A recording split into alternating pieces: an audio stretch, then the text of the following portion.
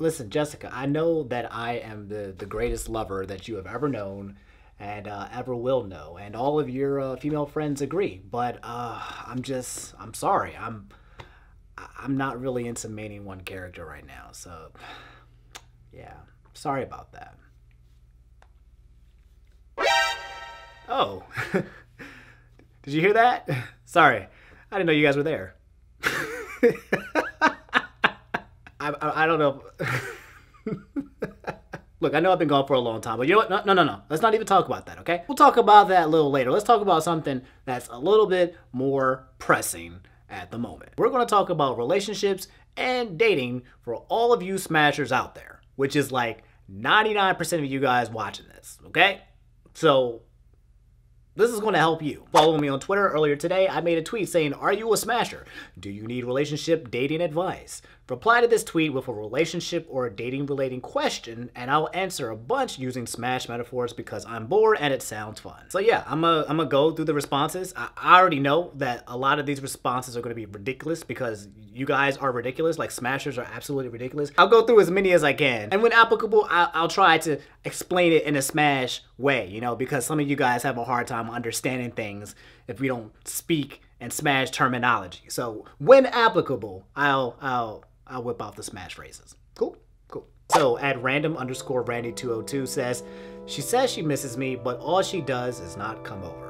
What do I do, Omni?" Look, bro, this is really easy, okay? If she says she misses you, but she's not coming over to see you, it's a clear case of camping. And we all know that there are two ways to beat a camper. Number one, you throw projectiles. And in this case, the projectile would be something that would force her to come to you. Whether that's, I don't know, food, offer food at your own place. Give her a reason to come to you. Does she have a reason to come over? She misses you. Yeah, she says it, but does she have like a real reason outside of that to come to you? If not, you gotta create that reason, and that's the projectile. Invite her over to eat her favorite food. Invite her over to watch her favorite show. Invite her over to do anything that she likes to do. And if she doesn't wanna come over to do any of those things, then she probably doesn't miss you. As Spruce Cloyne says, "What do I do if she blocks me because she's not looking for a relationship, kinda creeped out, or..."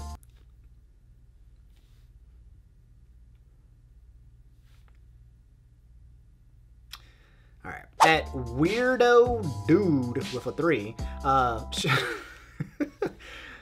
boy, you have 2 G's for your angel. Okay, not even gonna question it. All right, I just did. Should I keep liking a girl even if she has a boyfriend already? All right, that's a good question. Okay, because you can't control who you like. You know, like if you just like somebody and they just happen to be taken, you can't just, you know, automatically force those feelings of likeness to just go away. Like, you can not act on it, but it's kind of hard to just stop liking. I can't really think of a smash way to explain this, so I'll just be straight up. Yeah. It's okay to like her. You like her, but she's unavailable, so it is what it is. Eventually, it'll go away because you'll start liking other people, but until then, it's okay. Just don't act on it.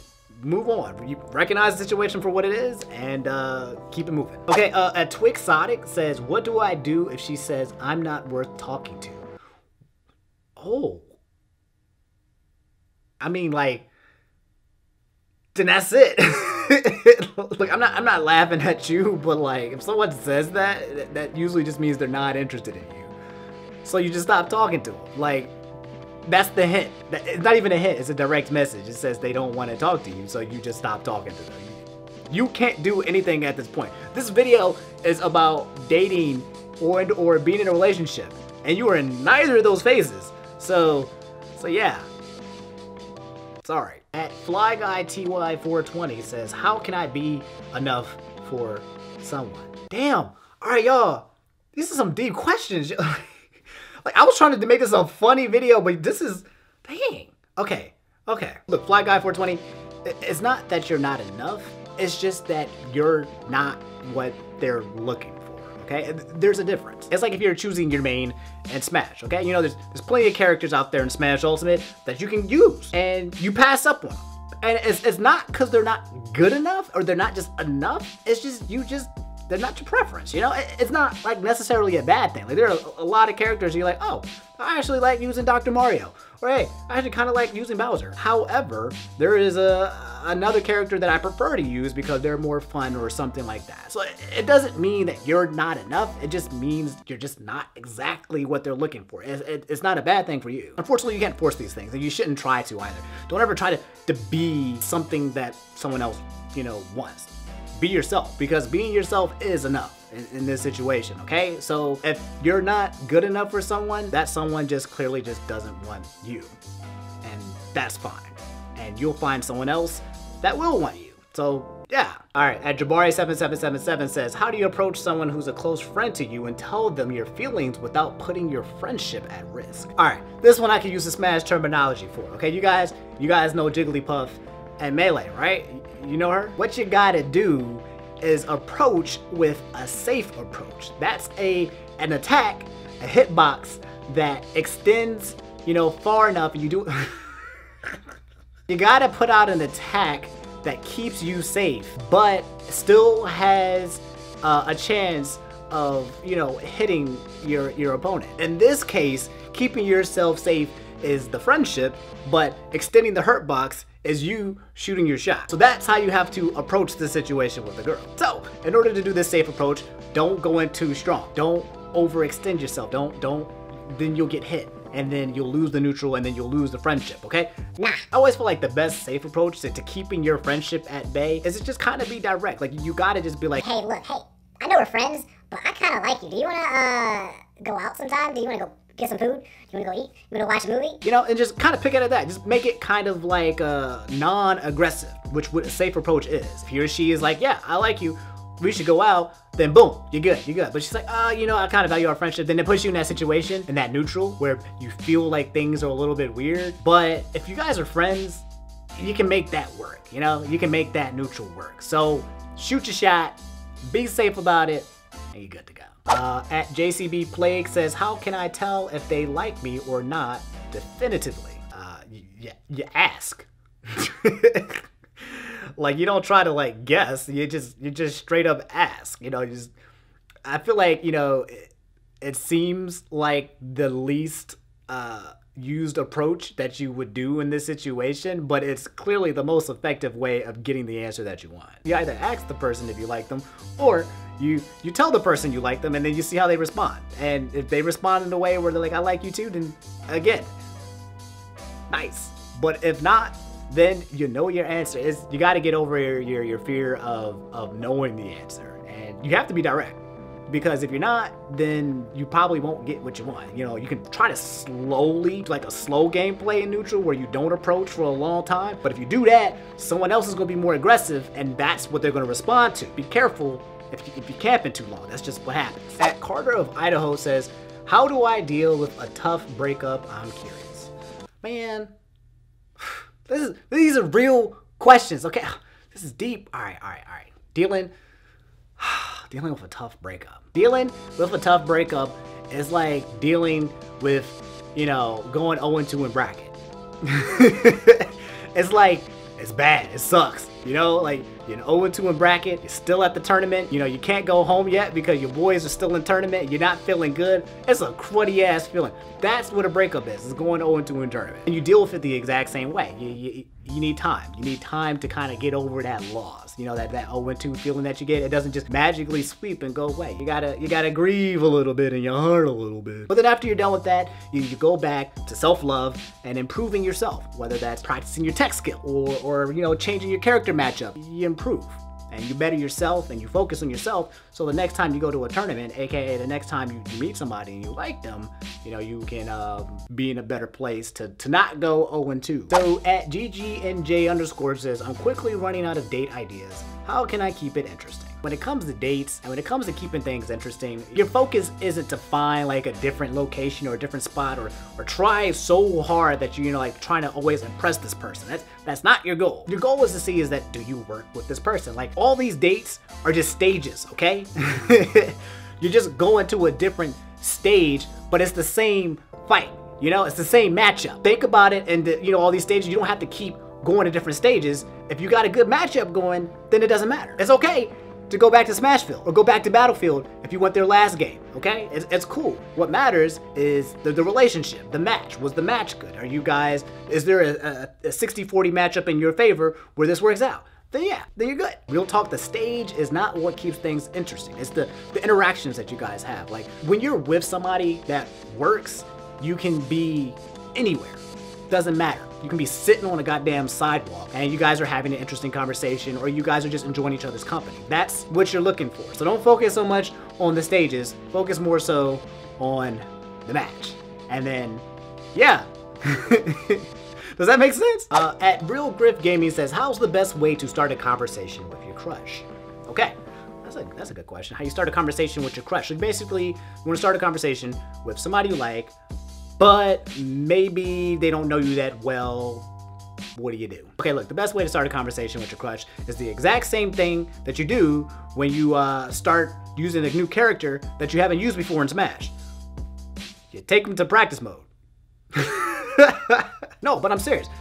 At this point, you practice your conversation skills, okay? Yeah, that's how I want to spin it, yeah. You practice. I'm gonna tell you, if you're not used to talking to somebody that you like, that it's going to be just terrible the first couple of times because you're nervous, there's a lot of anxiety. It's hard to kind of get over that and then verbally say what you want to say without coming off as a weirdo. And that's okay, it's cool. You got to think about it the other way around, you know, like if somebody kind of likes you and they see you, you know, shooting your shot and they see you acting weird, they're not going to just jump straight up to the fact like, wow, this guy's a weirdo. They're like, wow, this guy is kind of, you shooting a shot, it's kind of cute, or she might think it's kind of creepy. But the point is that she's aware of what's happening. How you see things aren't exactly how she's seeing it, so just keep that in mind. Personally, I've always found the best way to start a conversation is to just find a common interest. Find something to talk about that both of you can talk about. If you guys are both in the same class, then talk about the teacher. Talk about how much they suck. Talk about the project that you're working on. Find something that, you know, you both can talk about comfortably that doesn't force any kind of uncomfortability. And then once you've started the conversation, insert your name in there. At that point, at some point, but oh, by the way, I'm Steven. Like that. And then it would be like, oh, I'm Christina or Jessica or whatever, you know? And then you got the name. And last but not least, keep it short, okay? Don't go to your crush and then start this, you know, hour conversation about anime just because you find out she likes anime. Nah, introduce yourself to her. Let her know that you're a chill guy that also likes anime, but keep it short and simple. But like, all right, well, hey, it's nice meeting you. I gotta go do something else, but you know, we should talk more about anime if you're interested because or whatever, you know, don't bog her down. Don't make it so obvious that you just madly have this crush on this girl. Make it so that she's comfortable with approaching you, because if you are too aggressive with your own approach, she will retreat. So, or he will treat, you know, it works both ways, but you guys want to be. That Amazing Toaster says, is it a bad sign if she keeps saying she has plans every single time I ask her out? Yes, that is a bad sign. That means she does not want to hang out, okay? That's a very nice way of saying no thank you. So just take the hint, okay? There's no way that every time you ask her that she's busy. She just doesn't want to hang out with you. It's a bad sign. Sorry, bruh. I'm not laughing at you. All right, there's too many of these. This is gonna be my last one, and then we're gonna finish this out, okay? I'm trying to make this like a 50-minute video. Esto in real life says, how do I escape friendzone, LOL. Look, I'll keep it simple, okay? The friend zone is basically just another stage that she can take you to before you guys get into a match. And if you don't want to go to that stage, then you have to ban it so that she can't pick it. What I mean by banning the friend zone is basically making it very clear that you don't want to be friends, that you want to be more than friends. The other option is that if you're already in the friend zone and like you said, you're trying to escape it, you just got to finish out the match and then take her to another stage, aka you got to take her to another stage, aka a non-friend zone, aka the hey, I like you and I would like to date you zone. Now you can turn the friend zone into a relationship. You can do that if you play your cards like really well. One of the best things you can probably do is move on. You know, while you're friends with this girl, you know, express that, hey, you're dating other girls or you're in a relationship with another girl and kind of see how she feels about that. Like, does she start getting jealous? Is she cool with it? You know, but if she kind of likes you or if she has any feelings for you and there's any chance for anything happening between you two, then she might get a little bit jealous and then it might, you know, reverse. But don't play mind games. It's just don't abuse the fact that people usually want what they can't have. I don't know why it works that way. It just does. And when you take yourself off the market, or when you become unavailable, or if someone else looks at you and they're like, oh, I want this, and they're like, well, crap, I could have had that. It's a mind game, but don't abuse it. So that's how you escape it and maybe can recover from it. But otherwise, you know, it is what it is. Yeah, that's Smash relationship and dating advice for you guys out there. I hope it was helpful. And if it wasn't, then I hope you find it entertaining. All right, end of the video. I guess that's where I tell you where I've been all this time. I've been working. I mentioned this in other videos, so you haven't seen it already, but I'm just working. But I'm, you know, now off my busy season. So I can make videos again, but it's kind of weird because now that I can make videos again and now that I have time, because I haven't been making videos for so long, I don't even know what I want to make anymore. I don't even know how to make a video. Making this video took like a week to do because I was just like, what am I supposed to do? But I felt like not making videos for such a long time not only like tore away at my like creative YouTube making juices. I don't know, maybe I'm just not inspired or something like that, which sucks because we're so close to 100,000 subscribers. I feel like I want to be in the YouTube mode once we hit that, because that's a big deal, but I'm kind of like I'm in this place that I don't know where, and we'll see. Anyway, if you guys enjoyed the video, do me a favor, leave a like. It means the world to me. Subscribe. We're almost at 100,000. It only took 6 goddamn years, but I guess it's better late than never. Follow me on Twitter because I feel like I'll be doing a lot more of these Ask Twitter questions things. So if you want to be a part of it, come follow me on there. Yeah, and that's it. I'll see you guys later. It feels good to be back. I think, to be honest, I think I just need to make a crap load of like bad videos for a little bit to get my momentum going, you know? Like, you guys know, if you've been subscribed to me long enough, I go like on this tyrant of making really bad videos on purpose to kind of just get it out my system, you know? Because then once I'm making bad videos, then I can't go worse. Well, I can always go worse. But still, your expectations of me will be down here. So if I make an average video, money, you know, it's like all right, I'm done. I'll see y'all later. I miss y'all. Take it easy. Peace. Oh wait, no, I'm supposed to say have an awesome day. I'm gone. We'll get the fuck out of here.